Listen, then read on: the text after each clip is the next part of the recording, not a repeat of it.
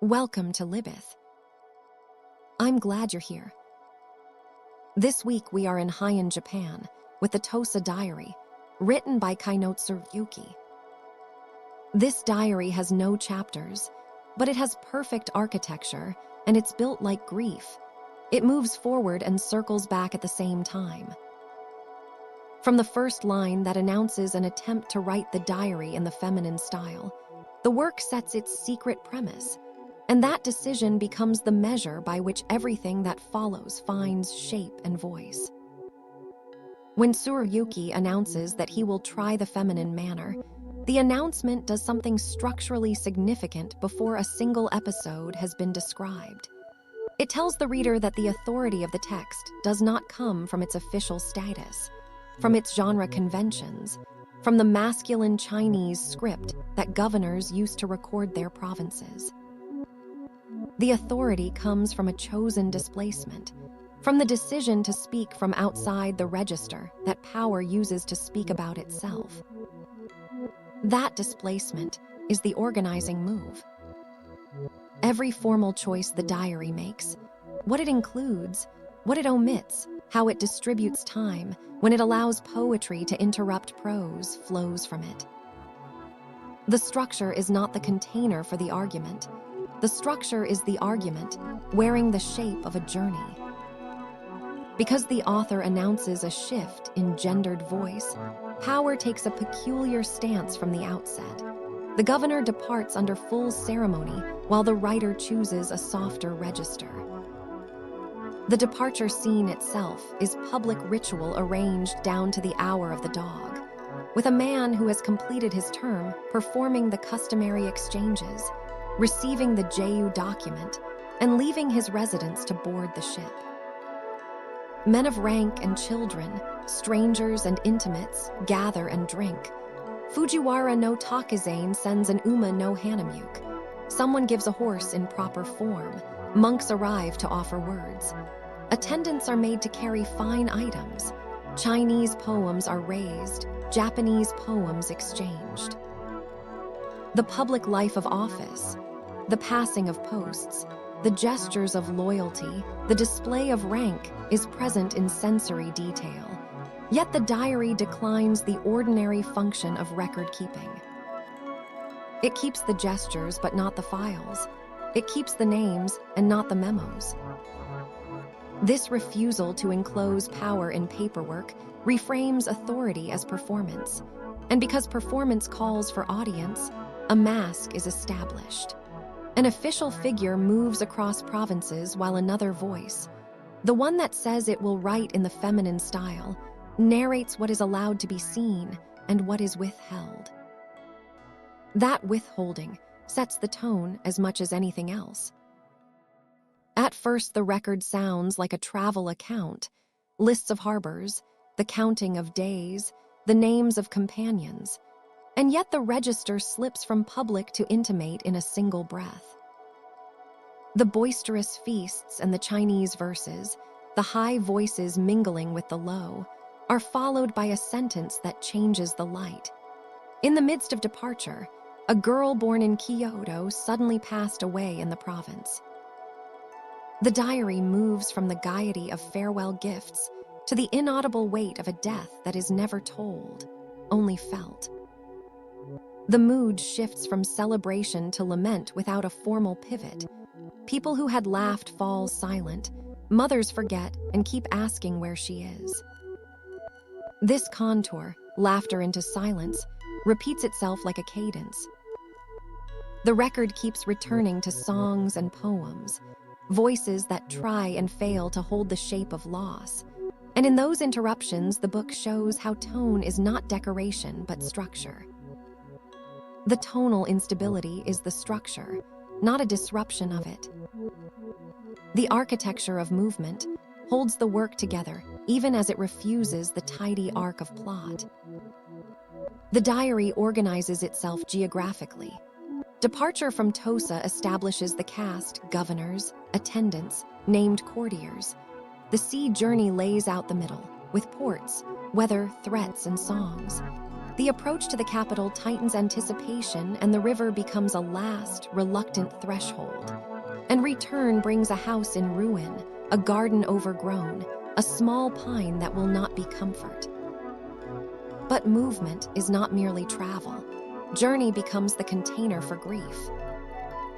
On the 21st of December, they depart at the night hour, and the calendar becomes less a strict chronology than a surface on which delay, return, and repetition are traced. Days pile up in the ports of Aminato and Muramatsu, where wind and tide hold the ship hostage and time compresses into a series of songs and offerings. Each stop echoes the earlier parting. Each poem that brightens a night contains an undertow that pulls the voice back toward the missing child. The outward route is a disciplined line on a map. The inward route keeps circling a single absence. Those long stretches at anchor reveal how the diary allows the routine to become argument. When the wind will not let the boat go, people do not turn to dispatches or schedules. They recite poems. They bring baskets of young greens and pheasants packed in long chests. They press songs into the air as if music could loosen a rope. An oarsman offers sea bream in exchange for rice, and a ship's lord twists a rope into a poem about long spring days. Song does not merely fill time. It tests whether language can contain unrest. Even the boatmen's idle songs, sudden, rough, full of jokes about credit and begging, have the effect of easing panic, and yet those same songs make the inner sorrow visible by the way they are heard. The women press their heads to the bottom of the boat and nothing else. Their tears make the hull heavy. The reaction reveals what the song cannot hold. The difference between what the song offers and what the body requires is the measure of grief. Attempts to master the sea, sacred cloth offered, offerings cast, reveal another logic. The sacred cloth scatters toward the east, and a child composes a poem asking the wind to blow. Later, a mirror is offered to the gods of Sumino and thrown into the sea in an effort to secure aid. The helmsman's heart becomes, in the telling, the heart of the god. These rituals show the mismatch between human craft and the immensity of weather. They show that people return again and again to symbolic acts, because action is the only way to hold an unbearable waiting. And structurally, these ritual failures are load-bearing. Each time a ceremony is performed and the sea still refuses to cooperate, the gap between what ritual promises and what the world delivers becomes wider and more visible. By the time the diary approaches its conclusion, the accumulated failures of ritual to restore what has been lost prepare us for the homecoming's revelation. The daughter's absence haunts the motion at every stage, without ever becoming a spectacle. The diary never stages her death as a dramatic scene. Instead, it records how everyone behaves afterward. How the mother forgets and asks where she is. How a poem circulates about the tears that pass like a river.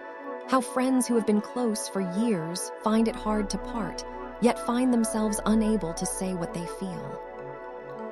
The event becomes a ghost that shapes behavior. It is the negative space around which song, ritual, and movement assemble. That absence governs exchange. A poem that says the one who should resemble me is none other than you is sung before leaving the capital. Another lament imagines the water's edge soaked with sleeves. The diary's silence about the mechanics of death, no description of sickness, no doctor's report, is itself a kind of witness. By refusing the administrative detail we might expect in a governor's account, the writer forces us to look at how people rebuild social meaning when the official record has no words for private collapse. The omission is not oversight, it is method. The anticipation of arrival acts like a tightening spring. and the diary shows what happens when movement is meant to fix loss. Abe no Nakamaro's example is invoked. He returned from China to a moon that rose from the sea, and the poem he recited helped people recognize shared hearts across languages. Here, the moon functions as a mirror that collapses distance, then exposes distance, then insists on sameness.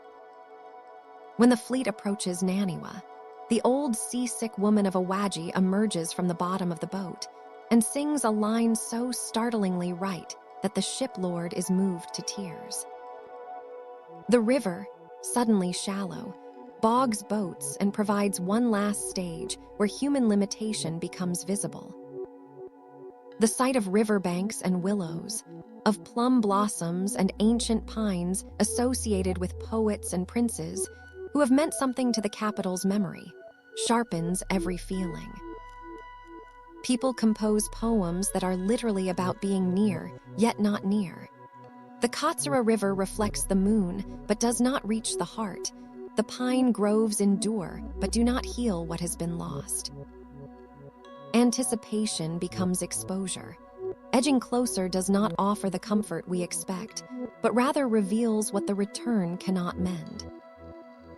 This movement of anticipation into exposure is the diary's most quietly devastating structural move.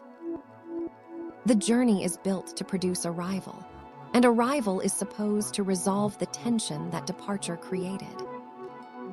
That is the promise the form makes. You leave, you travel, you return, and the return closes the loop. The Tosa Diary systematically breaks that promise. Not by producing a dramatic reversal, not by staging a surprising turn, but by letting the approach generate an increasing specificity of anticipation that the arrival then meets within completion.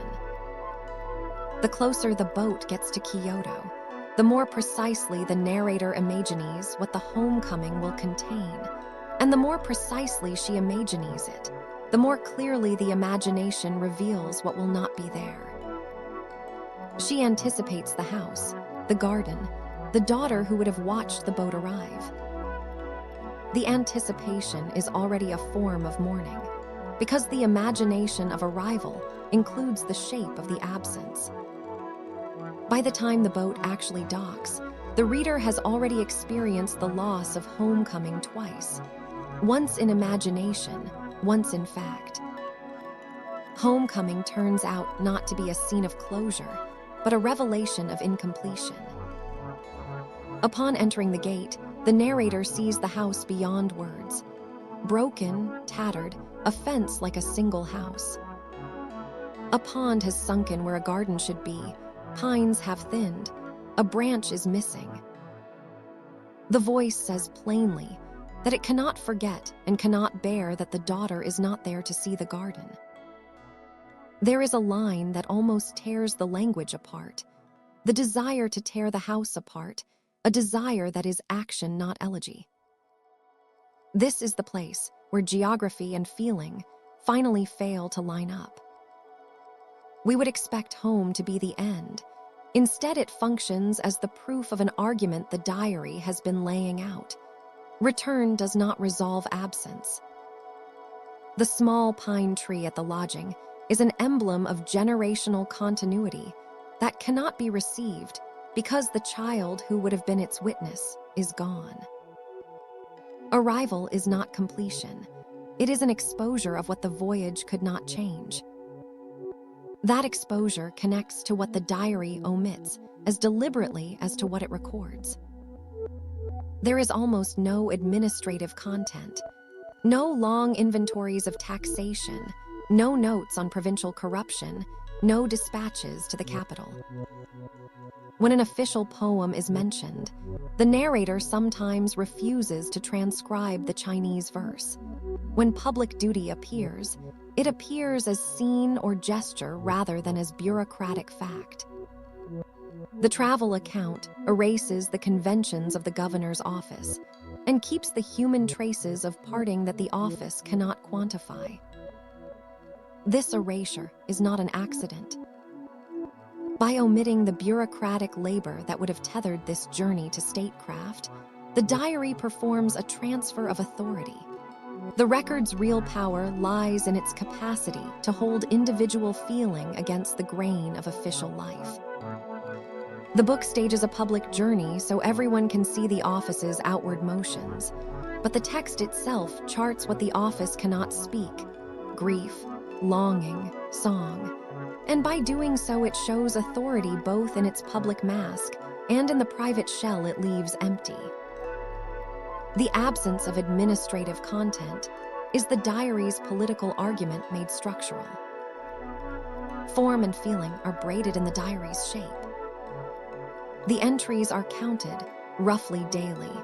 The text will tell you on which night they set sail, in which harbor they waited when the wind would not cease. Yet those counts are often impressionistic. Days stretch into each other, and the writer compresses months into images of waves and moonlight. Poetry interrupts prose so often that the diary resembles a conversation in which the speaker keeps being pulled into song. Those poems do more than decorate. They slow time, they let feeling breathe. When a child composes a reply to a song and is too embarrassed to recite it, the embarrassment itself becomes the point. When an old man improvises a line that turns a rope pulling into a poem about long spring days, labor becomes lyric, and lyric becomes testimony. The resulting structure reads linear on a map and circular to the heart. The coastlines move you forward. The memory, the songs, the repeated images of pines and white waves fold you back. Each stop echoes the loss, and every poem is a small knot tying one place to another in the emotional geography the diary constructs. Because the form mirrors the subject, the diary argues through absence as much as presence. The choice to cast the diary in a feminine voice is a formal move that unmoors the document from masculine office. It lets the narrator exist between public expectation and private feeling. That move reframes identity. The governor's procession, the names called out by attendants, the games at the shore, all these affirm rank. But the narrator's admission that he will try a feminine style signals the part of self that will measure grief with small, personal signs rather than with ceremonial acts. The public journey thus becomes the stage upon which a private rehearsal of loss is performed. The diary does not dramatize death so much as it anatomizes the habits that grief produces. The forgetting and the remembering, the invocation of poetry to hold the shape of absence, the small gestures, casting a mirror, offering sacred cloth, counting days, that people habitually make when they can no longer change the situation. The habits are the argument. Grief is visible in them, not in any single dramatic scene. This is why the book refuses a triumphant homecoming. Arrival at the capital should close the loop, unstick sorrow, return life to routine. Instead, the garden finds new growth mixed with the desolate branch. The house stands as ruin even while people who had been entrusted with it must explain themselves, and the body's need to name the affectionate absence remains unmet. The diary ends not with resolution, but with a fragmentary sentence of rupture. The desire to tear things apart, the unsatisfied longing that insists on continuation. Because the text has been constructing a rhythm that repeats ritual and song, offering and failure, the ending is not a lack but a conclusion of method. It insists that the only honest end to such a book is incompletion, because grief itself is not something to be resolved at the threshold of a gate. The form has earned this ending by making incompletion its structural principle from the very first sentence. The diary, therefore, resolves nothing final. It reveals patterns. It keeps showing how movement shapes mourning, how ritual fails then explains itself, how public life can be full of ceremony and still empty of comfort. The trajectory from departure to sea to river to the ruined house is not a tale of return, but an anatomy of not returning. Songs that fill silence only partially, offerings that hit the surface and sink, poems that witness but do not repair. This book refuses neat endings because the honest account of loss refuses neat endings, and the form of the diary, its compressed days, its interruptions by poem, its erasures of administrative detail, becomes the way it teaches that truth. That's all for today on Libyth. If you want to follow the whole journey, subscribe, one new book every week. At least we try.